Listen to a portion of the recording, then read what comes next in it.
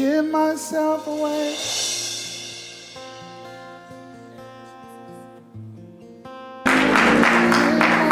You still grinning, God bless you. We missed you. Praise the Lord for you. So good to see you. Give myself away. All right, we are one message away. After today, we'll be one message away from finishing up this abbreviated series that we've given title to Straight Talk. Straight Talk from a Seasoned Saint. Some get to the point spiritual issues that thank you, Lord, that you alone are worthy to be praised. In fact, from the rising of the sun until the going down of the same, you are worthy to be praised. And yes, indeed, Lord, we may praise other people and other things, but Lord, there is no one more worthy than you. Nobody. No one. And our praise belongs to you. Lord, I ask right now that you let us down into the depths, into the riches of your word. Pray that you speak to our hearts, bring comfort and strength to us in these moments through your word for the living of these days. We bless you, Lord. We thank you and we glorify you. In Jesus' name and for his sake we pray. Amen.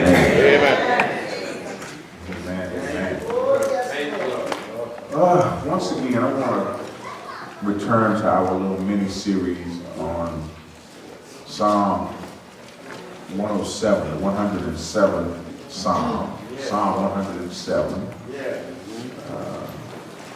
And this brief sermon series is entitled today, So Much to Thank God For. Amen. That's right. So much. And the title of this particular message, part 2, is From Thanksgiving to Thanksgiving. My God. Amen. Yeah. Thanksgiving. I believe it to be common courtesy for a person to be able to say thank you if something nice is done for them. You're not so hard pressed to get a person to say thank you. But to live out thankfulness. That's right. To live a life of gratitude. Yes, God. Is a completely different challenge. Yes. To live your life in a way that every day you're trying to live in a way That's right. that your attitude expresses Yes, sir. That's right. thankfulness to God. My Lord. Thank you, Jesus. That's right. I was talking to a friend of mine in Texas last night. She and I hadn't talked in a little minute, and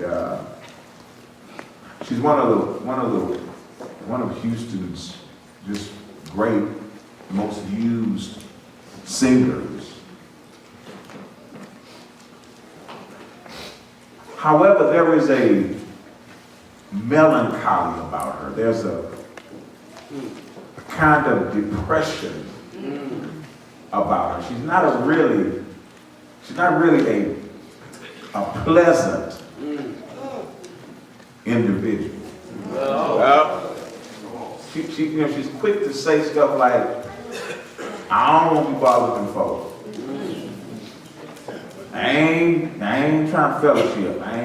Because I asked, I said, you still go to so-and-so church? And she said, I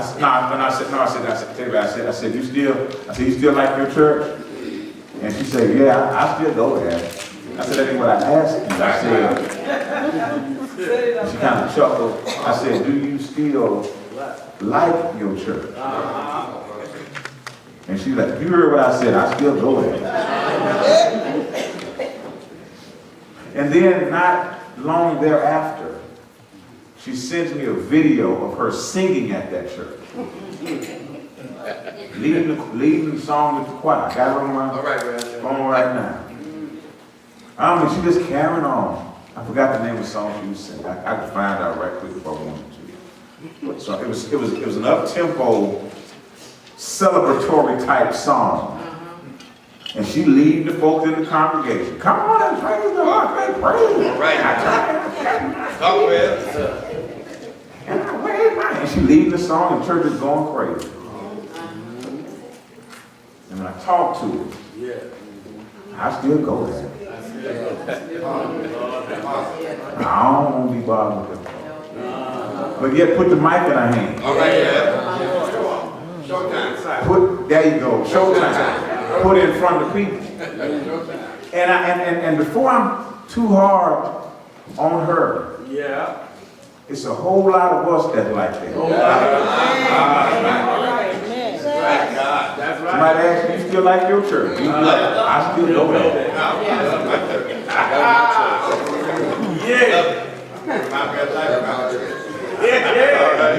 And you'll probably say, thank you. However, your disposition and your attitude and your lifestyle doesn't express thank you. That's what I'm talking about. From Thanksgiving. Put a mic in her hand. She can sing thank you. Oh, come on, somebody. But the sour position doesn't live out thankfulness. When you're able to live in a thankful fashion, whereby you recognize that whatever I have is more than what I deserve. Amen, somebody. You just finished saying you deserve it, Lord. And to say he deserves it is also to say I don't deserve it.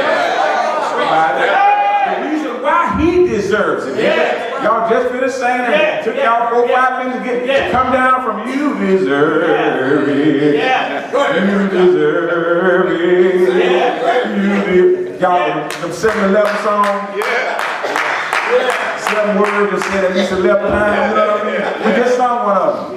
Nice jingle, you deserve it. But what makes him really deserve it is the fact that I don't deserve it. Come on, somebody. The fact that all that God has done for me. That's right. Amen, somebody. We got to go from Thanksgiving to Thanksgiving. And Lord, show it on your face. And Lord, I'm thankful to you. Amen. Everything ain't the way you think it ought to be. And you're right. None of us got it like that. But we still got more than what we deserve. Because we really deserve God's justice. And justice demands that the soul that sinneth shall surely die. And yet God has not given us just one more chance. God has given us another chance. Thank you, Lord. That's what this season is all about. As we're looking at Psalm 107. Last week I told you there were 3 introductory verses. It says, oh, give thanks unto the Lord, for he is good, for his mercy endures forever. Let the redeemed of the Lord say so, whom he has redeemed from the hand of the enemy, and gathered out of the lands from the east, and from the west, and from the north, and from the south. As I told you, the rest of the psalm is actually a psalm with 4 different stanzas. And I'm going to try to run through these stanzas right now because the book of Psalm itself is an interesting book. It's made up of five divisions of 5 books in one. So that's why you don't say the 107th division of Psalms, because Psalms is comprised of only 5 divisions. Psalm 1 through 41 is book 1, or division 1. Psalm 43 to 72 is division 2. Psalm 73 up to Psalm 89 is book 3. Psalm 90 to 106 is book 4, and Psalm 107 to 150 is division of book 5. And Psalm 107 is the beginning of the 5th book. And it is the book that expresses the fact that the Lord himself is the returning king. And if there is anything that we gonna shout about, we shout over the fact that he's coming back again. Amen. And I want to look at these stanzas right quick. I've given them outline. I'm going to run through these stanzas because there are 4 different stanzas that explain or describe 4 different groups of people. And all of them ought to be thankful for what God has done for us, for them. And they're also a microcosm of all that God does for us. Now, the first stanza begins in verse 4. It says, they wandered in the wilderness in a desolate way. That's the first group, wanderers who got lost in the desert. Now, they were wanderers. In other words, they went out there, they got out there, and couldn't find their way back to God. Now, you ain't got to go far in order to be a wanderer. That's right. Just to be out of step with God, to not walk where God would have you to walk, makes you a wanderer. Amen, somebody. And you can be a quote-unquote good person and yet be a wanderer. You cannot shoot nobody. You ain't got to walk up in no club and shoot up 12, kill 12 people up in the club. You can be a good person, but if you're not in tune with the word of God, you're a wanderer.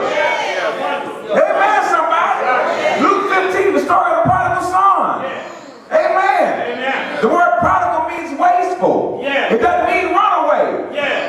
The younger son wasted what his father gave him and left and went out into a far country. But the far country was just away from his daddy's house. He could have been outside instead of a far country. The wanderer who got lost, it says in verse 4, they wandered in the wilderness in a desolate way. They found no city to dwell in. Whatever it is you think you're looking for, you ain't gonna find it. Because especially for the child of God, everything you're looking for is in God himself. And when you step away from him, you're a wanderer. That's right. It says, verse 5, hungry and thirsty. Their soul fainted within them. They was doing all they wanted to do, and it didn't fulfill them. They still came away hungry and thirsty. Amen. You can be stacking up, storing up, scraping up, trying to get all you can all you get, sell what you can, and then sit on the can you got, and still not be fulfilled. That's right. They were doing that thing. That's what it means. Verse 5, hungry and thirsty. Their soul fainted, because when you don't feed on God, you're going to end up hungry and thirsty. God made us. Therefore, God alone is qualified to satisfy us. So when you try to feed on anything else or quench your thirst on anything else, you're going to end up hungry and thirsty. Because God alone is meant to fulfill us. Look how God functions. In verse 6 it says, then, when they got hungry and thirsty, when they fainted, then, that's what God has to do. God got to bring us to the end of ourselves. Amen, somebody. You wonder why you just can't get it together? God will let you come to the end of yourself. It says, then they cried out to the Lord in their trouble. And what did God do? And he delivered them. They've been cutting up. They've been tripping. They've been being foolish. And yet God still delivers them. That's why you can't count on us, but you can count on God. When we are faithless, he remains faithful. They're wanderers. God delivered them. Then it says in verse 7, and he led them forth by the right way. They was in the wrong way. God got them straight. that they might go to a city for a dwelling place. They've been looking for their own place. God takes them out, God guides them in the right way. God gets them back, gives them a city. What should the response be? Verse 8. Oh, that men would give thanks to the Lord for his goodness and for his wonderful works to the children of men. I just told you this is a song. That's the first stanza, the first verse. It starts in verse 4.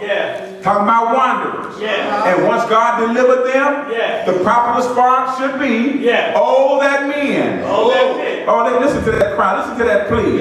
Oh, that men. You just ought to be thankful. Something in you ought to resonate and say, Lord, I'm just going to give you thanks. Because I was wandering. I was out there. I was doing my thing. You should have cut me off. Not only did you not cut me off, you brought me back. Oh, that men would give thanks unto the Lord.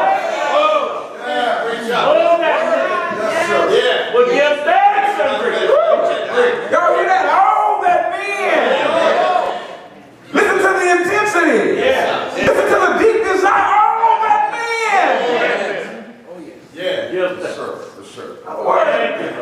They doing something else other than giving thanks.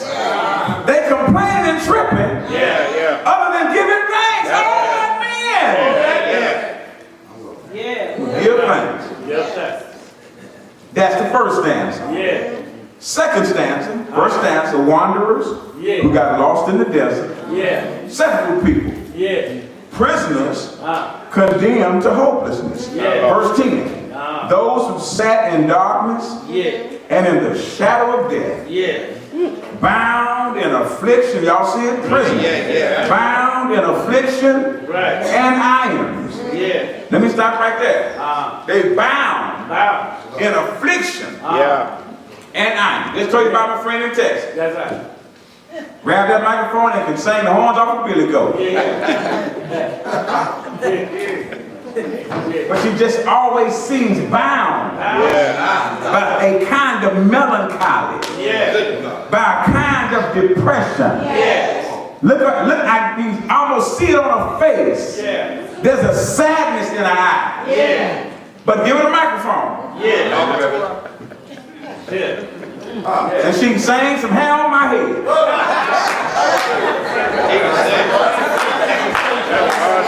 That's all right. Amen, somebody. I've told y'all before. When you watch ball games, I was kind of glancing at some games last night. With the volume off, down, on the TV on mute. I glance up. When the game ended, I can look on the faces and can tell who won and who lost. Amen, somebody. I can see it on their face. I know who won. I know who lost. Those who won. Hands up. Smile on their face. Those who lost. Head down. Don't want to talk on the camera. Don't want to say nothing. That's right. Ought to be able to come in church and be able to tell who the winners are. Amen, somebody. When you know you got the victory, that Jesus Christ died on the cross, and you understand when he said it is finished, it's once and for all. And we got joy all the time. That don't mean everything going right for you. Don't mean everything is just like you want it. But you see that there's an ultimate victory.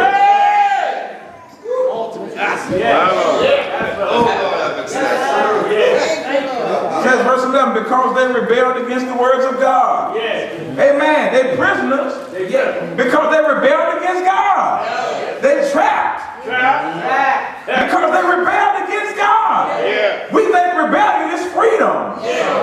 Amen. Rebel means to do what they want to do. And in American culture, we think to do what we want to do means to be free. But the Bible teaches us to do what you want to do is to be bound by sin. Rebelled against God. You can't, God couldn't tell them nothing. Amen. The word of God couldn't minister to them. I know what the Bible says, but I hear Yeah. Says, verse 11, because they rebelled against the words of God and despised the counsel of the Most High. They didn't want to hear nothing God had to say. They wanted to do it their way. That's right. Amen. Amen. Amen, somebody. Y'all know anybody like that? I know some. Anybody in your church like that? My Lord have mercy. Anybody sitting on your pew like that?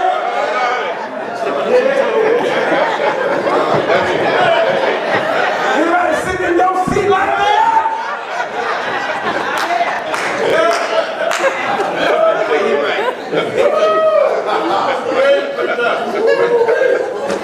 That's what it says. The Bible says, because they rebelled against the words of God. Told y'all, my first church. Trying to give leadership to my first church. We said we had a meeting. That's why I be halfway worked up in meetings at church. Had a Negro tell me in a meeting one time. Tell me the Bible said we do this, that, and the other. He turned around and said it. Why you always trying to use the Bible on us?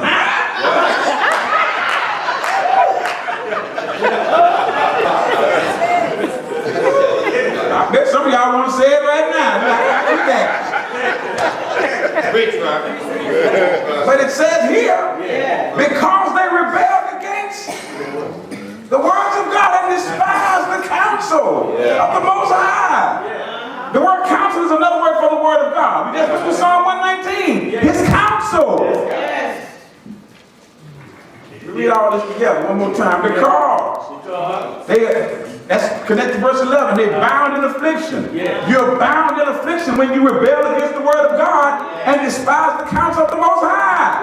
Because they was like that. Verse 12 says, therefore he, being God, brought down their heart with labor. They fell down and there was none to help. That's right. I know. Say down in southern south. God took them to the woodshed. Yes, sir.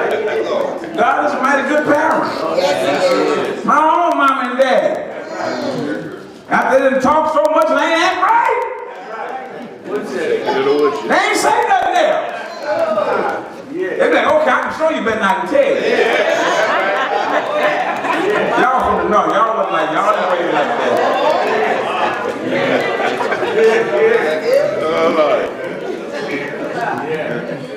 When God gets you disciplined enough, He ain't got to say nothing. Because you know what God's going to do. Holiday season, I get really reflective during the holiday season of my mother and father. I remember my dad used to get us, boy. At a certain point, he didn't have to say nothing no more. He'd be sitting in his chair. Richburg, we'd be cutting up. Look at look. But at one point, he just grabbed his shoe and said it right there. And we knew he grabbed his house shoe and said it right there. And we knew it that because he had developed a track record about what he said to us. But it says in verse 12, therefore he brought down their heart with labor. They fell down. And there was nobody to help them. When God puts you down, there ain't nothing anybody can do for you. God put his foot on you. Nobody raised you up. Says they fell down. And there was none to help. Look at verse 13. Then they cried out to the Lord in their trouble. And he saved them out of their distresses. When God once again brought them to the end of themselves, that's when they cried out to him. And God helped them. Yes, sir. Have y'all seen that verse? Go ahead, verse 13. Look at verse 6. Then they cried out to the Lord in their trouble. And he delivered them out of their distress. Verse 13 again. Then they cried out to the Lord. After God put a hurting on them. That's when they cried out. Yes, sir.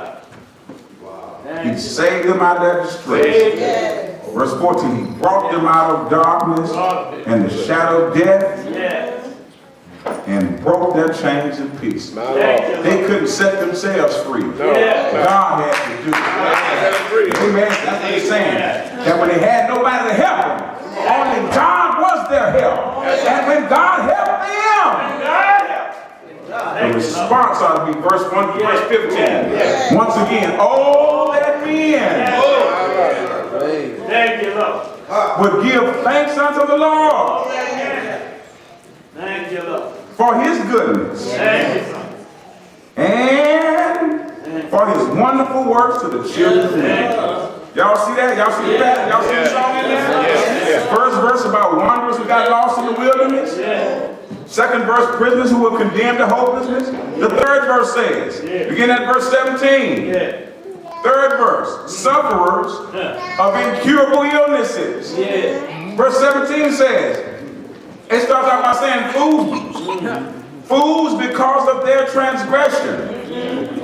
And because of their iniquities were afflicted. In other words, they kept on doing the wrong stuff and got messed up and sick physically. Their soul abhorred all manner of food, and they drew near to the gates of death. They were so sick that they were about to die. This is dark with their sufferers.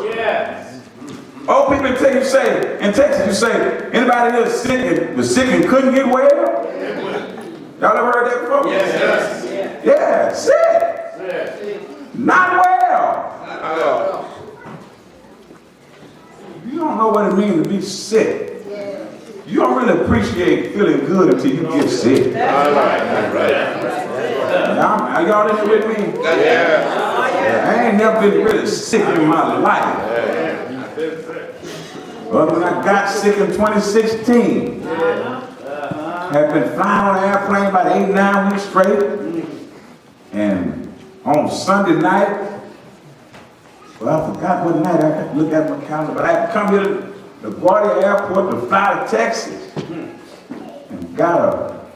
And and landed in Texas. And that Monday morning, I just didn't feel right. Something wasn't right. And I was flying back and forth at that time every week, going to see my son. He had just moved to Dallas. And I've been on a plane for 8-9 weeks straight.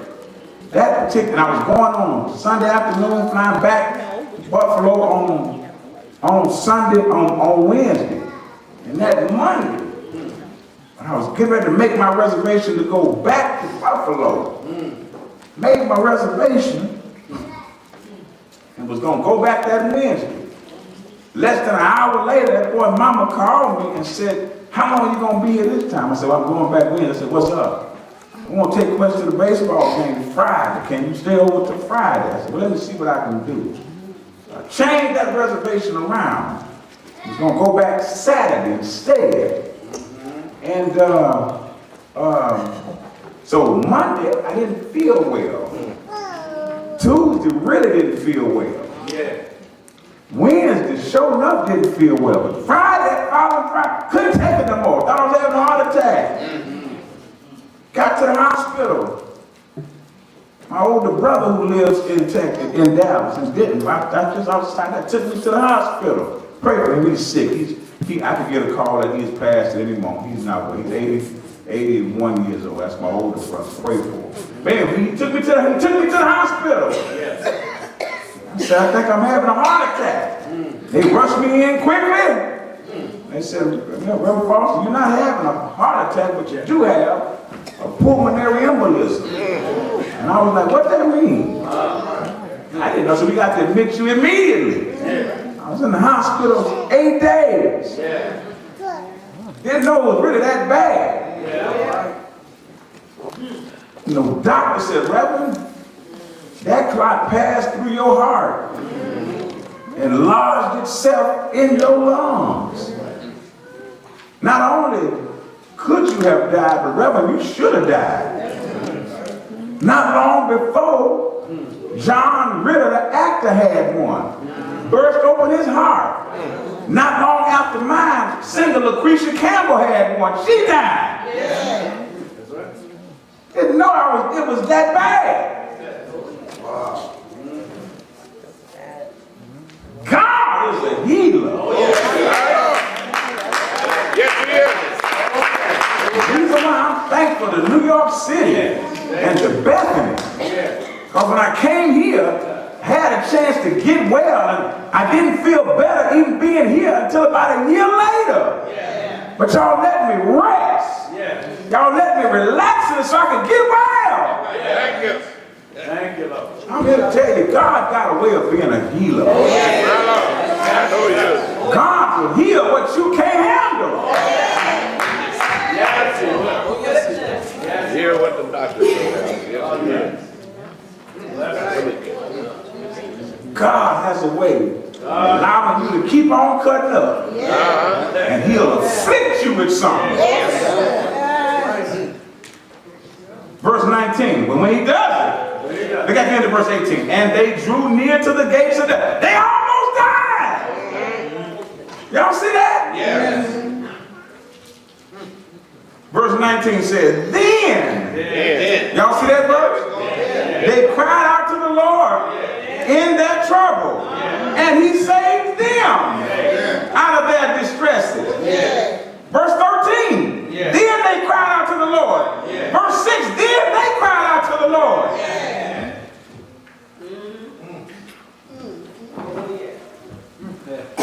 One of my favorite, another one of my life verses I gave y'all. Psalm 119, 165. Gave y'all that one, right? Y'all remember that? It says, great peace have those who love thy law. And nothing shall offend them. When you love the law of God, everything doesn't offend you. That's right. Here's my second life verse, verse 20. He sent his word and healed them and delivered them from their destruction. Yes, sir. Amen, somebody. Amen. God sends his word to heal y'all. Yes, Lord. If you don't take it, that's on you.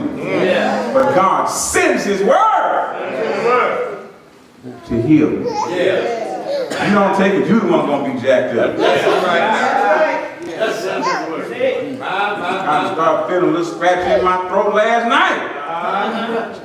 Drunk my Theraflu at about 10 o'clock. I drink Theraflu most Saturday nights. Don't y'all be calling me on Saturday night. I mess up my medicine.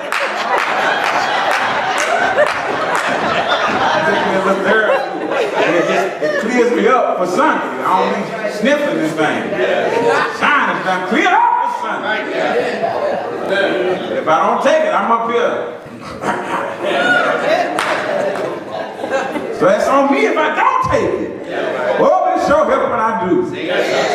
I can preach a little while today. I might preach another 2 hours. I feel so good. I'm just getting started. I'm getting warmed up, boy. I can't never get in before. But he sends his word and he heals us. You don't take it, it's on you. You missing your healing by missing the word of God. And when God heals us, the proper response is verse 21. Oh, that men would praise the Lord. Give thanks unto the Lord for his wonderful acts unto the children of men. Why are you preaching here? All right, I'm almost finished. We got one more to go. One more stanza. Wanderers who got lost in the desert. That's one group. Prisoners who condemned to hopelessness. That's the second group. And thirdly, sufferers of incurable illnesses. That's the third group. And then lastly, sailors about to be shipwrecked. Verse 23, it says, those who go down to the sea in ships, who do business on great waters. That's another group. Y'all see there? They doing business. They making their money. Now they ain't sick. They ain't near death. They not wandering. They not prisoners. They doing their thing. They sailors. Sailors, they used to storms. So they typically in good physical condition. Because they out there sailing, fishing, making a living.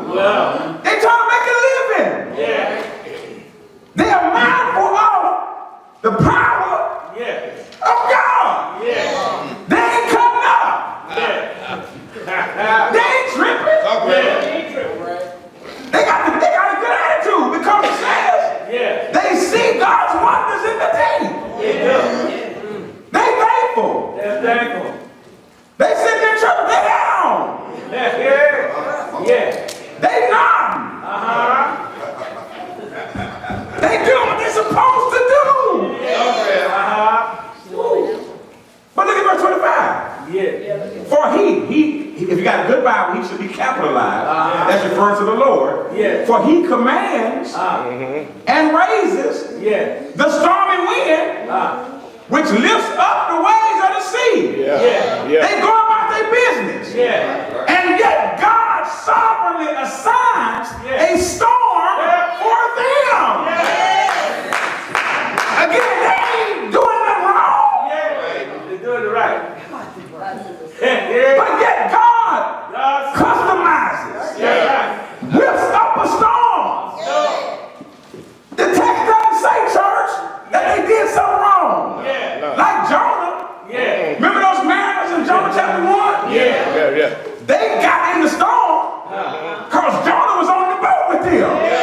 If Jonah hadn't been on there, the storm wouldn't have come. But these sailors, they ain't done nothing wrong. As far as we know, ain't nobody got on the boat. We ain't supposed to be on there. God whipped up the storm. Don't y'all know God has what will turn our lives? Yes, sir. You can be doing it right. Doing it right. You ain't bothering nobody. You living a mature Christian life. And out of nowhere, God will whip up a storm in your life. Look how severe the storm is. When he commands and raises the stormy wind, which lifts up the waves of the sea. They mount up, talking about the wind, mount up to the heavens. They go down again to the depth. And talking about, that's the rising of the waves. High waves, and they go back down. Their soul melts, talking about the sailors, their soul melts because of trouble. They reel to and fro and stagger like drunken men and are at their wits' end. It's bad. Remember, they sailors. I'm almost finished. They sailors. They used to storms. They ain't seen storms before. But this is a serious storm right here. Why? Because God has sovereignly assigned the storm to them. They rocking. Really? They don't know. And which is, they can't navigate. All of their navigational skills have been exhausted in this storm. They have their wits in. They can't do anything more about the storm they're in. Verse 28 says, then they cried out to the Lord in their trouble. Notice, everybody got different trouble, but all of them got trouble. Come on, somebody. Your trouble might not be my trouble, and my trouble might not be your trouble, but all of us got some trouble. Says, then they cry to the Lord in their trouble, and he brings them out of their distresses. Once again, God shows up. Once again, God fixes it. Verse 29, he calms the storm. That's right there. It says, he calms the storm. In other words, they couldn't calm it. They couldn't fix it. They couldn't handle it. They couldn't make it. He calmed the storm. So that the waves were still. Oh, God will do it, won't he? It says in verse, I'm going to be done. It says in verse 30. Then they are glad because they're quiet. So he guides them to their desired haven. Amen, somebody. These sailors trying to navigate the sea. God whips up a storm. They can't handle that storm. Then God calms the storm, settles down the waves. Then they glad. They happy. They all right. It's better now. We got through it. We made it. We come this far because God has calmed the storm. What should your response be? Look at 31. Would give thanks to the Lord for his wondrous works to the children of men. I'm trying to tell you one more time. Wanderers who got lost in the desert. Prisoners who are condemned to hopelessness. Sufferers of incurable illnesses. Sailors about to be shipwrecked. That speaks all of us, which means all of us got something to thank God for. As we celebrate this season, we all got something to say thank you, Lord, for. Amen, somebody. You might not have graduated,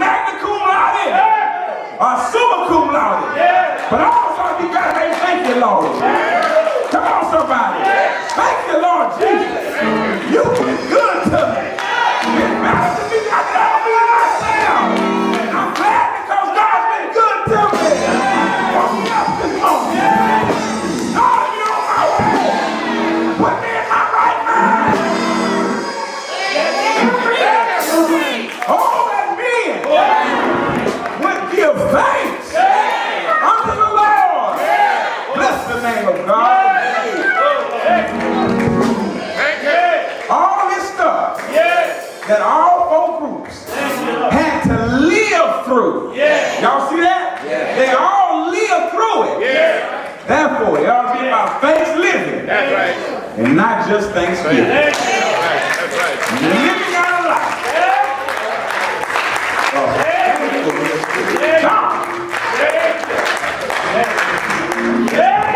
Thank you, Lord. Our Father, our God, help us to live lives of faith.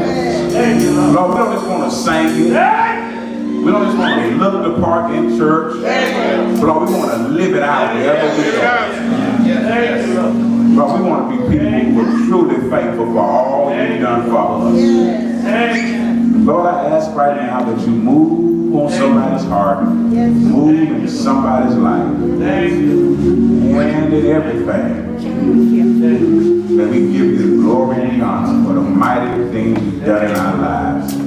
Soften our hearts, O God. Make it more sensitive to what you're doing in our lives. Give you the glory and the honor. In Jesus' name. Maybe somebody under the sound of my voice who doesn't know Jesus and the pardon of your sins. This moment is just for you right now. Perhaps take some people time, don't put off the day for tomorrow. Always not promised. Here's your hand right today.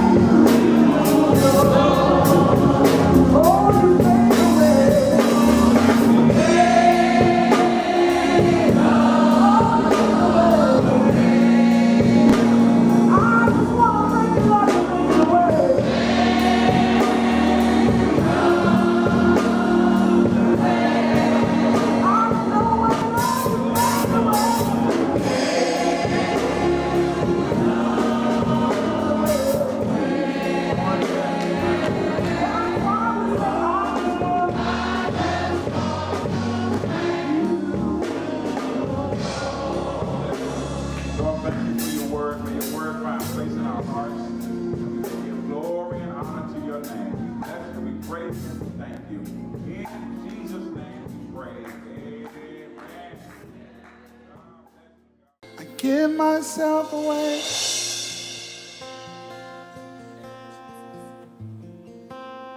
I give myself away so you can use me. I give myself away.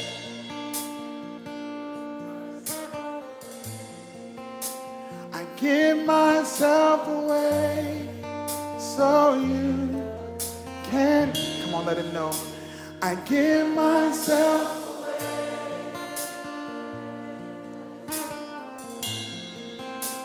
I give myself away so you can use me. I give myself away. What would happen if a generation embraced this? Come on, tell him, here I am. Here I am.